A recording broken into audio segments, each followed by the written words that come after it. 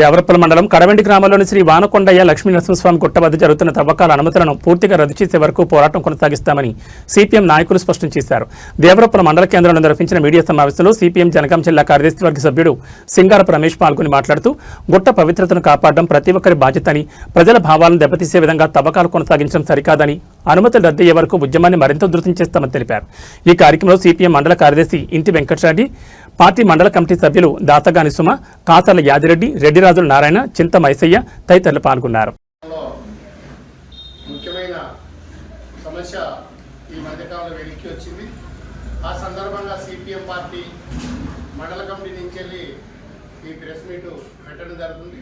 దీనికి ఇంటి వెంకరెడ్డి గారు మండల కార్యదర్శి, అదేవిధంగా సుమ, కాసర్ల యాదిరెడ్డి, రెడ్డిరాజుల నారాయణ సిపిఎం పార్టీ మండల కమిటీ సభ్యులు, దీనికి సింగారపు రమేష్ జిల్లా కార్యదర్శి వర్గ సభ్యులు సింగారపు రమేష్ కూడా పాల్గొంటుంది.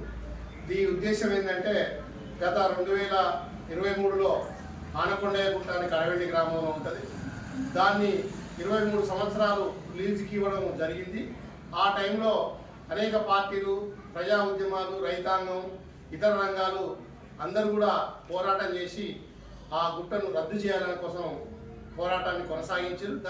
దాని మేరకే అప్పుడున్న ప్రభుత్వం, బీఆర్ఎస్ ప్రభుత్వం వెనక్కి తీసుకొని ఇప్పటి వరకు కూడా ఆ 2 సంవత్సరాలు, ఇప్పటికీ కాంగ్రెస్ ప్రభుత్వం వచ్చి 2.5 సంవత్సరాలు అయినా కూడా ఇప్పటికి కొనసాగలేదు. ఇవాటికి 3 రోజుల నుంచి వెళ్ళి మళ్ళా ఆ కాంట్రాక్ట్ అయితే ఏదైతుందో మళ్ళీ ఈ మధ్యకాలంలో దానికి యంత్రాలను తీసుకొచ్చి ఇవాటికి 2 రోజుల నుంచి వెళ్ళి ప్రయత్నం చేస్తా ఉన్నాం. మేము అంటాము, తెలంగాణ రైతాంగ సాయుధ పోరాటం అయితే గ్రామం కడవెండి గ్రామంలో, ఆ గ్రామం నుంచి దొడ్డి కొమరయ్య గారి స్ఫూర్తితో ఆ రోజు భూమి కోసం, భుక్తి కోసం, వెట్టి చామి విముక్తి కోసం పోరాటం జరిగింది ఆ కడవెండి గ్రామంలో.